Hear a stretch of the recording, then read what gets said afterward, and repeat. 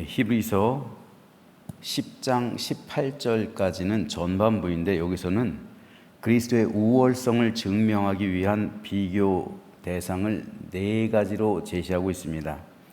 천사와 모세, 대제사장과 동물의 희생 제사가 그것인데, 특별히 4장 14절에서 7장까지는 대제사장과 그리스도를 비교하고 있는데, 유대 백성들은 아론의 반차를 따르는 대제사장을 통한 속죄 제사를 드리고 있었지만, 그리스도는 아브라함 때 이미 예루살렘에 있었던 멜기세덱의 반차를 따르는 대제사장이 되어서 속죄 제사를 하나님께 단번에 드리신 분이라는 사실을 강조하고 있습니다. 오늘은 이 가운데 6장에 대해서 우리가 읽었는데, 6장은 크게 3문단으로 나눌 수가 있습니다. 1절에서 3절은 영적 성숙을 위한 신앙 진보를 권면하고 있고요. 4절에서 12절은 배교에 대한 심판 경고 및 인내와 믿음을 권고하고 있습니다. 그리고 13절에서 20절은 성도의 위안과 소망의 원천인 하나님의 약속에 대해서 말하고 있습니다. 오늘은 이 중에서 4절로 6절 말씀에 대해서 잠시 살펴보겠습니다. 한 번 빛을 받고 하늘의 은사를 맛보고 성령에 참여한 바 되고 하나님의 선한 말씀과 내세 능력을 맛보고도 타락한 자들은 다시 새롭게 하여 회개하게 할 수 없나니, 이는 그들이 하나님의 아들을 다시 십자가에 못 박아 드러내 놓고 욕되게 함이라.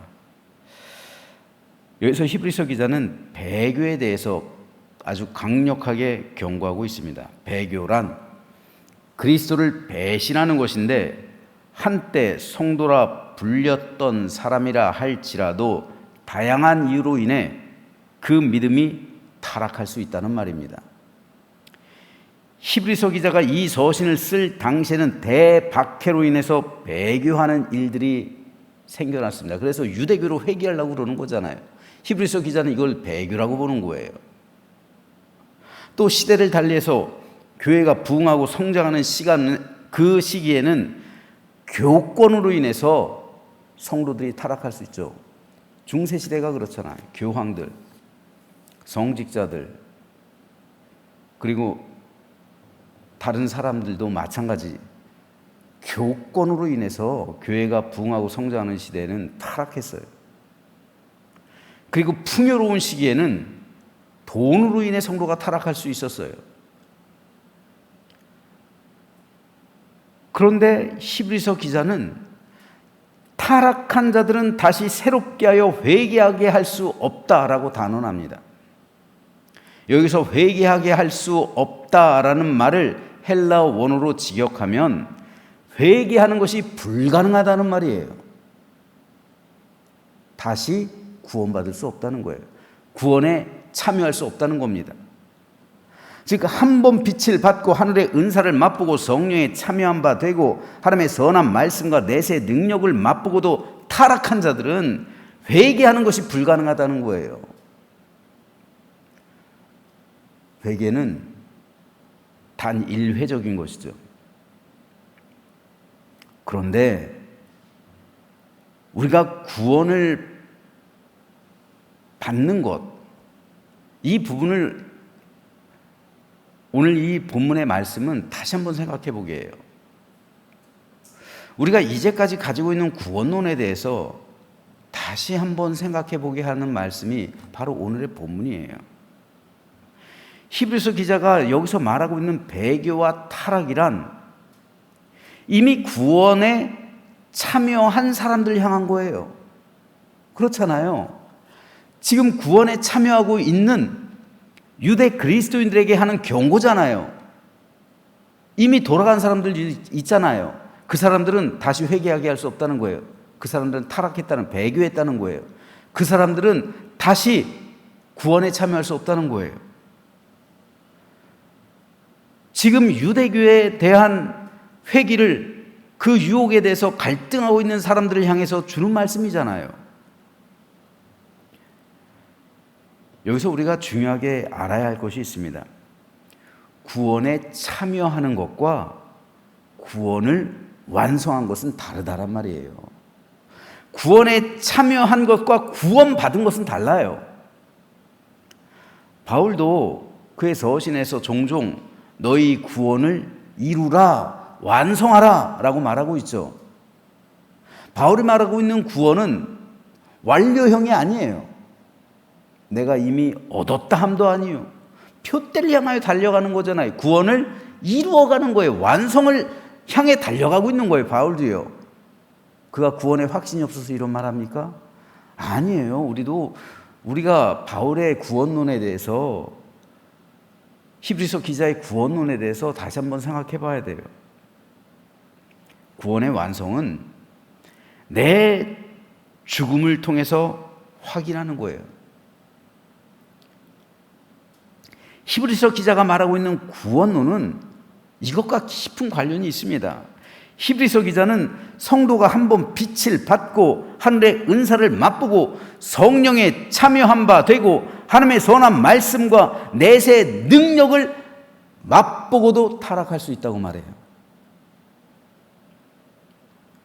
한번 빛을 받았다는 것은 하늘의 빛을 받았다는 거예요. 즉 예수 그리스도를 통해서 구원의 은혜에 참여했다는 거예요. 하늘의 은사까지 맛보고 성령에 참여한 바 되었다는 것은 성령 받아서 성령의 은사를 받았다는 거예요. 그래서 방언하고 예언하고 귀신 내쫓고 통역하고 병도 낫게 하는 등의 은사를 받았다는 거예요. 성령께서 그에게 임하셨다는 거예요. 그리고 하나님의 말씀이란 레마의 말씀이에요. 선포되는 하나님의 말씀이란 말입니다. 그 말씀을 듣고 성령으로 인해 깨달아서 감화, 감동, 그 말씀을 들었다는 거예요. 그래서 그 말씀을 간직하고 있다는 말입니다. 성령으로 인해 하나님의 말씀을 깊이 깨달아서 성령의 감화, 감동, 역사심의 능력을 알게 되었다는 것을 말해요. 또한 내세의 능력을 맛보았다는 것은 다가오는 천국으로부터 오는 기쁨을 맛보았다는 거예요. 천국의 기쁨도 맛본 사람이에요. 구원에 참여한 사람은 이런 은혜를 맛보는 거예요. 그런데 히브리서 기자가 뭐라고 말합니까? 구원에 이 은혜에 참여한 사람이라 할지라도 구원에 이르지 못할 자가 있다 경고하는 거예요. 우리 같으면 어떻게 말합니까? 하늘의 빛을 받고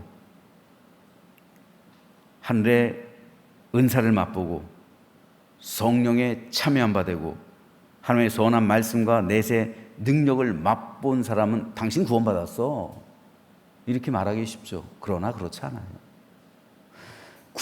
그것은 구원에 참여한 거예요. 하지만 아직 구원을 완성한 것은 아니에요. 박태선 장로를 보세요. 딱 박태선 장로의 말이잖아요. 하늘의 빛을 받고요, 은사를 맛보고 성령에 참여한 바 되고 하나님의 선한 말씀과 내세 능력을 맛봤죠. 그런데 타락하잖아요. 교만으로 인해 타락하잖아요. 목사들이 박태선 장로한테 가가지고 안수까지 받았잖아요. 근데 자기를 감람나무라고 말하기 시작하잖아요. 교만이 들어와서. 그래서 타락하는 거잖아요. 그래서 이단이 된 거잖아요. 구원에 참여한 바 되었어요. 한때 성령의 능력을 맛봤어요. 하지만 결국 타락했어요. 구원을 완성하지 못한 거예요. 구원에 참여한 바 되었지만 구원을 완성하지 못했어요. 우린 이 차이를 알아야 돼요. 성도들은 모두 구원에 참여한 사람들이에요. 하지만 구원에 참여했다고 해서 그것이 곧 구원받은 게 아니란 말이에요. 구원을 완성해낸 사람만이 구원을 받는 거예요.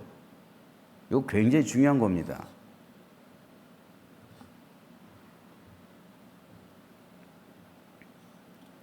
이에 대해서 예수님께서 이미 이렇게 말씀하셨어요. 이러므로 그들의 열매로 그들을 알리라. 이 부분을 잘 염두에 두세요. 이러므로 그들의 열매로 그들을 알리라. 이따 또 한번 언급할 겁니다. 이러므로 그들의 열매로 그들을 알리라. 이게 결론이에요. 나더러 주여 주여 하는 자마다 다 천국에 들어갈 것이 아니요. 예수님께서 직접 말씀하시는 거잖아요. 히브리서 기자의 말과 똑같은 거예요. 다만 하늘에 계신 내 아버지의 뜻대로 행하는 자라에 들어가리라. 그날에 많은 사람이 나더러 이르되, 자 보세요. 주여 주여 우리가 주의 이름으로 선지자 노릇하지 않았습니까? 구원에 참여한 사람들이 선지자가 돼서. 주의 이름으로 귀신 쫓아내지 않았습니까? 성령의 은사 받은 사람이에요. 성령이 임해서요. 주의 이름으로 많은 권능 행하지 않았습니까? 그때 내가 그들에게 밝히 말하되 내가 너희를 도무지 알지 못한다. 불법을 행하는 자들아 내게서 떠나라. 우리가 주의 이름으로 선지자 노릇했습니다. 주의 이름으로 귀신 쫓아냈습니다. 주의 이름으로 많은 권능을 행했습니다. 구원에 참여한 사람들이에요. 이 사람들은 이들이 부르짖고 있는 외침이란 말입니다. 그날의 심판대 앞에서, 주님 앞에서. 이들도 교회 공동체에 있었던 사람들입니다. 어쩌면 이들은 교회 리더였을 가능성도 높습니다. 예수님의 이름으로 많은 권능을 행해서 다른 성도들에게 존경과 사랑을 받은 인물들이었을 거예요. 하지만 주님은 그들을 도무지 알지 못한다 말씀하시는 거예요. 왜일까요? 그들이 구원에 참여한 것은 사실이지만 구원을 완성한 사람이 아니기 때문이에요. 구원을 이룬 사람이 아니에요. 그렇다면 구원을 완성한다는 것은 구원을 완성한 사람만이 구원 받았다라고 말하는 거예요. 그러므로 우리는 바울이 믿음의 구원의 확신이 없어서 내가 이미 이루었다 함도 아니요 이미 얻었다 함도 아니다. 오직 그리스도께서 우리에게 주신 상급을 위해서 표대를 향하여 내가 달려가고 있다 라는 이 말을 우린 이해해야 합니다. 왜냐하면 우리는 구원에 참여하고 있는 것은 분명한 사실이지만 아직 우리 구원을 완성한 것은 아니기 때문에 그래요. 내가 구원 받았는지 받지 않았는지는 내가 죽는 순간 드러나는 거예요. 그때 하는 거예요. 지금 확신하지 마십시오. 지금 확신할 수 있는 게 아니에요. 여러분 이단들이요, JMS요? 처음부터 그랬을까요? 이만이요? 처음부터 그랬을까요? 아니요. 이단들 처음부터 그러지 않아요. 그런데 구원에 참여한 바 됐다가 성령의 은사도 있고 그리고 여러 가지 체험도 하고 심지어는 귀신도 쫓고 능력을 행하고 그러다 보니까 교만해지는 거예요. 그래서 타락하게 되는 거예요. 이에 대해서 예수님께서 이미 말씀하신 적이 있어요. 그런즉 씨 뿌리는 비유를 들으라. 아무나 천국 말씀을 듣고 깨닫지 못할 때는 악한 자가 와서 그 마음에 뿌려진 것을 빼앗나니 이는 곧 길가에 뿌려진 자요. 돌밭에 뿌려졌다는 것은 말씀을 듣고 즉시 기쁨으로 받되 그 속에 뿌리가 없어 잠시 견디다가 말씀으로 말미암아 환난이나 박해가 일어날 때에는 곧 넘어지는 자요. 가시떨기에 뿌려졌다는 것은 말씀을 들으나 세상의 염려와 재물의 유혹에 말씀이 막혀 결실하지 못하는 자요. 좋은 땅에 뿌려졌다는 것은 말씀을 듣고 깨닫는 자니 결실하여 어떤 것은 100배, 어떤 것은 60배, 어떤 것은 30배가 되느니라. 자, 여기서 주님께서 말씀하시는 것이 바로 구원에 대한 네 가지 마음의 비유예요. 구원에 관한 말씀이에요. 이 말씀은 첫째, 길가와 같은 마음을 가진 사람이요. 이 사람에게는 복음의 씨앗이 뿌려졌어요. 그런데 그 마음이 길처럼 단단해서 전혀 복음을 받아들이지 않는 사람이에요. 그러므로 교회 다니는 사람들 가운데서는 길가 같은 마음을 가진 사람 거의 없죠. 문제는 돌밭과 가시떨기 마음 상태를 가진 사람들이 적지 않다는 사실이에요. 돌밭은 위에는 옥토로 덮여 있어요. 그래서 씨앗이 떨어져서 처음에는 잘 자라요. 하지만 그 옥토 밑에는 돌이 가득해요. 처음에는 곡식이 잘 자라는 것처럼 보이는데 나중에는 그 밑에 있는 돌로 인해서 더 이상 뿌리를 뻗지 못해요. 자라지 못해요. 그래서 열매를 맺지 못해요. 주님은 이 돌들을 가리켜 뭐라고 말씀하십니까? 환난이나 박해라고 말씀하시는 거예요. 이 환난이나 박해가 일어날 땐 곧 넘어진다, 배교한다는 말이에요. 가시떨기는 반대로 옥토밭에 떨어져요. 그 아래에도 돌이 없어요. 그래서 뿌리를 잘 내리고 잘 자라요. 그런데 이 사람의 문제는 하늘이 막혀 있어요. 그래서 이 사람 역시 가시떨기가 같이 자라가지고 그 줄기를 막아버려요. 하늘이 막혀요. 그래서 이 사람도 열매를 거두질 못해요. 가시떨기에 막혀 죽어요. 주님은 가시떨기를 가리켜 세상의 염려, 재물의 유혹이라고 말해요. 바로 이겁니다. 돌밭과 가시떨기에 떨어진 씨앗은 구원에 참여한 씨앗이에요. 그 씨앗이 자라나고 있잖아요. 구원을 이루고 있는 거예요. 그 과정 가운데 있는 거예요. 하지만 박해나 환난 때 그들은 주님을 배신해요. 돌밭. 또는 세상의 염려와 재물의 유혹으로 인해 그들은 타락해요. 가시떨기. 결국 이들은 구원에 참여한 사람들이었지만 구원을 완성한 사람들은 아니에요. 구원의 완성은 뭡니까? 열매잖아요. 30배, 60배, 100배 열매예요. 구원을 이룬 사람은 옥토밭에 떨어져서 풍성한 열매를 거둔 사람이에요. 그래서 예수님께서는 아까 뭐라고 했습니까? 열매로 그들을 알리라. 주님께서는 내가 죽는 그 순간 내 삶에 맺힌 열매를 보신다는 거예요. 구원의 열매. 그리고 나를 아신다는 거예요. 열매가 없으면 주님께서 모르신다는 거죠. 즉 구원받은 사람에겐 구원의 열매가 반드시 맺히게 되어 있습니다. 그렇지 않으면 아무리 우리가 주여 우리가 주의 이름으로 선지자 노릇하며 주의 이름으로 귀신 쫓아내며 주의 이름으로 많은 권능 행하지 않았습니까? 라 할지라도 주님은 그들의 열매 없음을 보고 그들을 도무지 알지 못한다 말씀하신다는 겁니다. 이것은 오늘 우리에게 대단히 중요한 말씀이에요.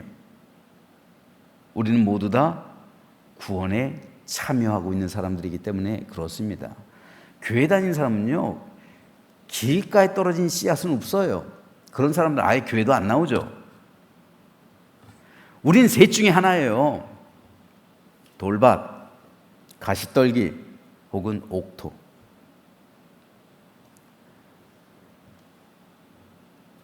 하지만 문제는 우리가 돌밭일 수도 있고요, 가시떨기의 상태가 될 수 있다는 말이에요. 그래서 구원을 이루지 못하는 성도가 교회 가운데 있다는 말이에요. 예수님께서 뭐라고 말씀하셨습니까? 그날에 많은 사람이 나더러. 예수님께서는 많은 사람이라고 말씀하셨어요. 교회 다니는 사람 중에 많은 사람이 그날에 나더러 이렇게 말할 거다. 끔찍한 말씀 아닙니까, 여러분? 주님은 이들을 가리켜 또 다른 성경에서는, 본문에서는 가라지라고 말씀하세요. 그리고 또 양들 가운데 있는 염소라고 말씀하세요. 그러므로 우리는 구원에 참여한 것으로 만족할 것이 아니에요. 우리 구원을 완성해내야 합니다. 이것이 우리 성도의 삶의 목표라니까요. 표대요. 저도 어떻게 자신할 수 있겠어요? 제가 구원에 확신이 없어서 자신을 안 하는 것이 아니라 내 죽음의 순간 증명해 내기 위해서 그때 내가 구원받은 것이 증명되는 거잖아요. 히브리서 기자 때는요, 환난과 박해 때였어요. 즉 돌밭과 같은 시대란 말이에요. 그래서 환난과 박해가 일어났을 때 그들의 믿음을 포기했다는 거, 배교했다는 거잖아요. 히브리서 기자했대요. 하지만 지금은요, 박해와 환난의 때가 아니잖아요. 지금은 어떤 때입니까? 가시떨기의 때예요. 성도들이 세상의 염려, 재물의 유혹으로 구원을 이루지 못하는 경우가 많다는 말이에요. 성도들이 교회 와서 하는 말들도 들어보면 다 세속적이에요. 저마다 다 재물에 대한 유혹에 시달리고 있고요. 세상의 염려로 가득하고요. 구원에 참여하고 있는데 세상의 염려, 재물의 유혹이 내 하늘을 가로막고 있단 말이에요. 자라지 못하게 하고 있단 말이에요. 열매 맺지 못하게 하고 있단 말이에요. 시간은 흘러가는데 구원에 참여하긴 했는데 내 삶의 가시떨기가 나와 함께 자라고 있다는 말이에요. 이것을 히브리서 기자는 쓴 뿌리라고 말해요. 그러므로 우리는 내 심령과 내 삶 속에 나 있는 그 쓴 뿌리와 가시떨기를 예수 그리스도의 십자가 보혈로 날마다 제거해야 돼요. 이거 방치하면 안 됩니다. 여러분, 정원에 잡초를 방치하면요, 어느 날 보면 무성이 자라 있어요. 그거 뽑기 힘들어요. 방치하면은 그 정원이 완전히 잡초밭이 되는 거예요. 구원을 이루지 못하는 거예요. 우리 역시 동일해요. 양심이 화인 맞고 타락한 사람들이 처음부터 그런 게 아니란 말이에요. 세월이 흘러가다 보니까 잡초가 무성히 자랐어요. 양심이 화인 맞았어요. 그래서 타락했어요. 그런데 이 타락한 자들은 구원받는 것이 불가능하다는 말이에요. 제이메스가 구원받겠어요? 문선명이 구원받겠어요? 이만희가 회개하겠어요? 그거 불가능한 거예요. 이단들이 회개할 수 없는 이유가 여기 있어요. 그러나 안타까운 것은 적지 않은 성도들이, 아니 예수님의 표현처럼 많은 성도들이요, 내 자신의 삶의 상태를 몰라요. 지금 가시떨기가 내 하늘을 덮고 있는데 몰라요. 가시떨기가 자라고 있는지도 몰라요. 내가 열매를 못 맺고 있는 걸 모른단 말이에요. 그리고 죽음을 맞이한다면 주님의 이 말씀, 내가 너를 도무지 알지 못한다, 이 말씀을 들을 수밖에 없는 거예요. 제가 끔찍하게 생각하는 게 바로 이거예요. 그러므로 저는 저 자신, 그리고 여러분 모두 구원에 지금 참여하고 있는데 구원을 완성하시기를 주님의 이름으로 축복합니다. 이것이 우리 삶의 목적이에요. 이 목적이 있는 사람이 어떻게 신앙이 매너리즘에 빠질 수가 있으며 어떻게 우리 신앙의 경영을 하지 않을 수가 있겠어요. 날마다 쓴뿌리를 캐내야 되는 거예요. 날마다 가시덤불을 제거해버리는 거예요. 자고 일어나면 덮어있고 자고 일어나면 자라있는 그 가시덤불을 자꾸만 제거해야 돼요. 그렇지 않으면 언젠가 나를 덮어버려서 구원을 이루지 못할 수 있다는 이 사실을 오늘 우리가 다시 한번 경각심을 가지면서 히브리서 기자가 말한 그 간절한 외침이 오늘 우리의 마음의 외침이 되어서 우리 모두 다 구원에 참여할 뿐더러 구원을 완성해 나가는 우리 제암교회가 되기를, 모든 성도가 되기를 주님의 이름으로 축원합니다.